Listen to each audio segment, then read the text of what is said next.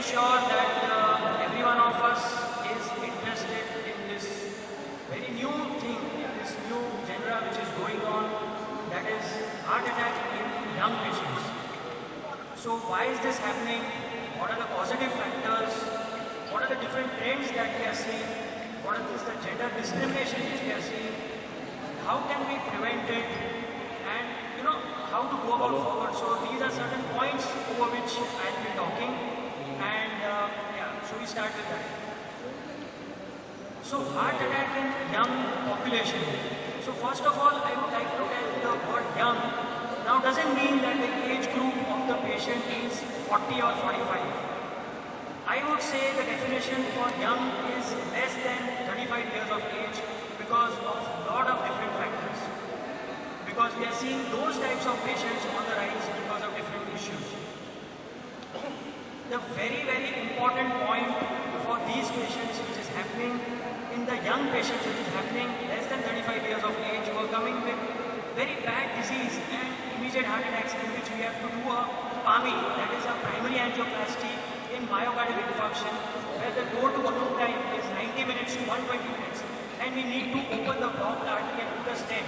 So why are these types of patients coming in such bad shape? The most and the formative important point is stress.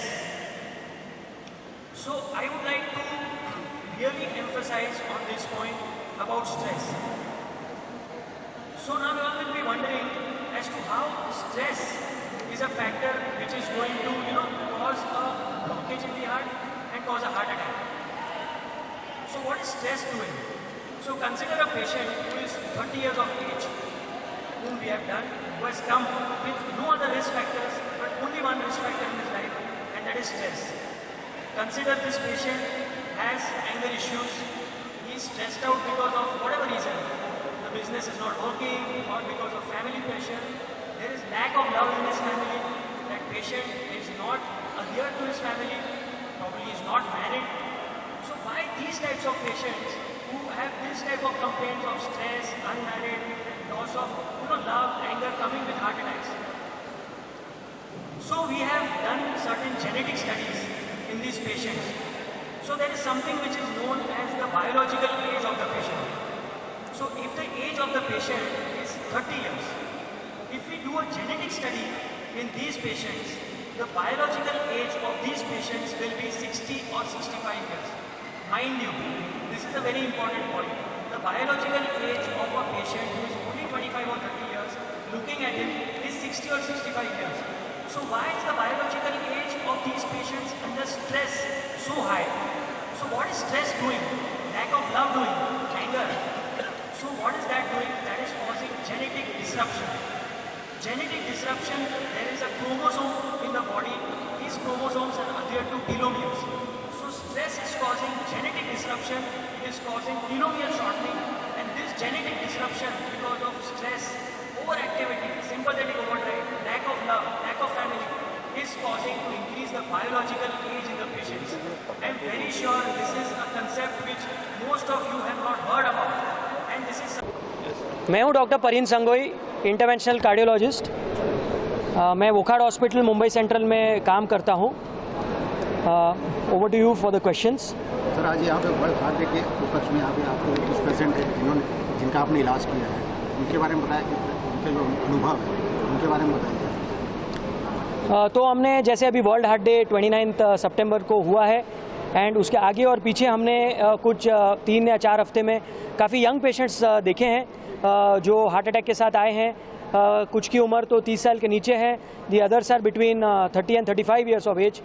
तो various lifestyle changes होते हैं जो कि risk factors जिसे बोले हैं कि जैसे हैं कि सेडेंटरी लाइफस्टाइल, जो बैठ के काम करे ऑफिस में, या तो जिसका नॉन वेजिटेरियन डाइट ज़्यादा हो, कोई एक्सेसिव स्मोकिंग करता हो, एक्सेस अल्कोहलिक कंज्यूम करता हो, स्ट्रेस हो लाइफ में ज़्यादा, लैक ऑफ लव हो, कोई डायबिटिक हो, बीपी पेशेंट हो, थायराइड प्रॉब्लम हो, कि ये सब रिस्क फैक्टर्स की जाँच करनी ज़रूरी है। यंग पेशेंट्स को पता नहीं है कि ये सब प्रॉब्लम्स उनके लाइफ में हो रहे हैं, तो एक स्क्रीनिंग करना ज़रूरी है, ना कि वो पेशेंट हमें डायरेक्ट हार्ट अटैक के साथ आए और फिर हमें एंजियोप्लास्टी या तो फिर बाईपास ऑपरेशन के लिए उनको भेजना पड़े। तो टेक होम मैसेज यहीं पे है कि हम ये इन यंग पेशेंट्स को एक एजुकेशन पॉइंट से हम देखें और इनको बताएं कि आप अपना रेगुलर हेल्थ चेकअप कराएं, ताकि एटलीस्ट अगर कोई प्रॉब्लम हो तो टाइम पे हम उनका सुधार कर सकें। अभी आपके साथ ये 3 पेशेंट यहाँ पे मौजूद हैं, इसके बारे में थोड़ा संक्षिप्त आप बताइए कि किस तरह से आपने उनका इलाज किया और ये किस हालत में यहाँ पे पहुँचे थे। हाँ, तो जैसे कि एक 29 साल का पेशेंट है मेरे साथ, जो कि रात को 12 बजे आए थे हार्ट अटैक लेके, और उनकी लाइफस्टाइल वैसे काफ़ी अच्छी है, वो जिमनास्ट हैं, पर उनके प्रॉब्लम है कि इरेगुलर स्लीप है, ज़्यादा स्ट्रेस है उनके लाइफ में। तो जैसे कि बाहर उन्होंने ECG करवाया, वो ठीक था, फिर भी उनको सिम्टम्स होते जो हम गैस जिसको बोलते हैं, जो हमेशा गैस नहीं होता और हार्ट का प्रॉब्लम भी हो सकता है, और हाथ में थोड़ा सा दर्द था। तो हमने देखा कि ECG अबनॉर्मल था। फिर 12 बजे उनको हमने ऑपरेशन थिएटर में लिया, एंजियोग्राफी किया, एक 95% ब्लड क्लॉट के साथ ब्लॉकेज निकला और उसे हमें एंजियोप्लास्टी करनी पड़ी, और 2-3 दिन के बाद डिस्चार्ज हुए पेशेंट और ठीक है।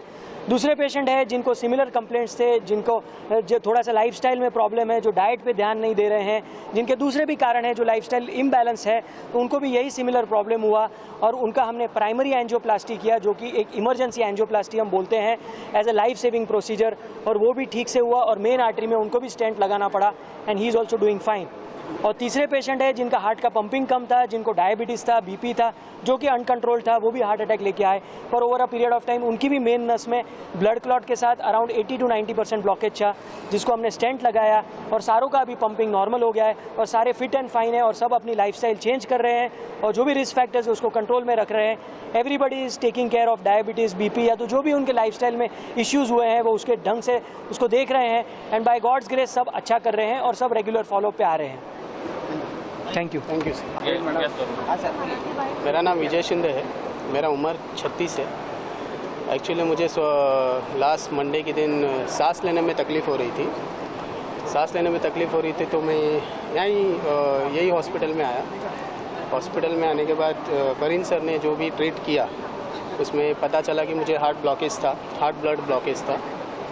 उन्होंने इमरजेंसी में मुझे जो भी मेडिसिन दिए एंजियोप्लास्टी के।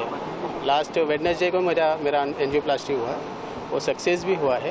अभी बहुत अच्छे से रिलैक्स हूँ, रिलीफ हूँ, अभी ठीक हूँ। Thank you. मेरा नाम शाहबाज खान है और 26 मॉर्निंग को मुझे दर्द हुआ था और मेरा सेशन पे मुझे एकदम से पेन आया था और मुझे जब यहाँ पे लेकर आया गया तो मैं होश में नहीं था। तभी मैं यहाँ पे हॉस्पिटल में जैसे मैं होश में आया तो मैं बेड पे था और फिर उसके बाद में I was introduce to doctor Parin और काफ़ी अच्छे डॉक्टर है और काफ़ी एज अ फैमिली की तरह उन्होंने ट्रीट किया था मुझे। Thank you so much. मी ओमकार वागदरे, माझं वय 29 वर्ष आहे। मला 23-24 तारखेच्या दरम्यान मला एक 4 वाजता ना छाती दुखायला लागला, पाठीमध्ये मला घाम आला। मग मी नायरमध्ये गेलो, नायर हॉस्पिटलला गेलो, माझा ECG काढला, BP चेक केला, ते बोले गॅस आहे, तुम्ही नका येऊ, तुम्ही घरी जावं। त्याने इंजेक्शन दिलं, तसं इंजेक्शन दिलं आणि गोळ्या दिला, मी घरी आलो। तरी मला 1-1.5 तास अजून पुन्हा दुखत होतं। पण मी घरच्यांना बोललो की आपण ओकाड हॉस्पिटलला जाऊ, काय नॉर्मल गॅस बी असेल तर आपण चेक करून घेऊया। मग मी ओकाडला ॲडमिट झालो 7:30-8 वाजता रात्री। जसं ॲडमिट झालो तर त्यांनी सांगितलं की नाही, जर आपल्या ECGचा प्रॉब्लेम येतो आहे, ECGचा प्रॉब्लेम आहे, तुम्ही ऑपरेशन करून घ्या, आपण 2D इको चेक करू। डॉक्टर परीन सरांनी माझं 2D इको चेक केलं, तिकडे ते बोलले की नाही आपला तर एंजियोग्राफी करावी लागेल। रात्री 12-12:30 वाजता इमर्जन्सीमध्ये त्यांनी मला एक एंजियोग्राफी केली। एंजियोग्राफी केल्यानंतर त्यांनी सांगितलं की 95%चा ब्लॉकेज आहे। 95%चा ब्लॉकेज सांगितल्यानंतर त्या लोकांनी सांगितलं की आपला इमर्जन्सीमध्ये एंजियोप्लास्टी करावी। त्याने एंजियोप्लास्टी पण 1-1.5-2 वाजेपर्यंत माझी एंजियोप्लास्टी रात्री झाली आहे।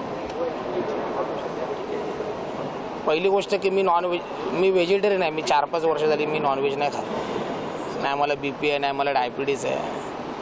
दुसरी गोष्ट मी स्पोर्ट्स पण होतो। आता 90% खेळ डोक्याचाच आहे, तुम्हाला टेन्शनच येणार सगळा विषय, तुमची झोप पूर्ण नाही आणि तुमचं खानपान, तुम्ही ते सांभाळा। नाही मी सिगरेट नाही, मी दारू नाही पित, मी सुपारी पण खात नाही। 90-99% तुमच्या डोक्यातून विषय येणार, टेन्शन घेऊ नका, बस बाकी काय नाही।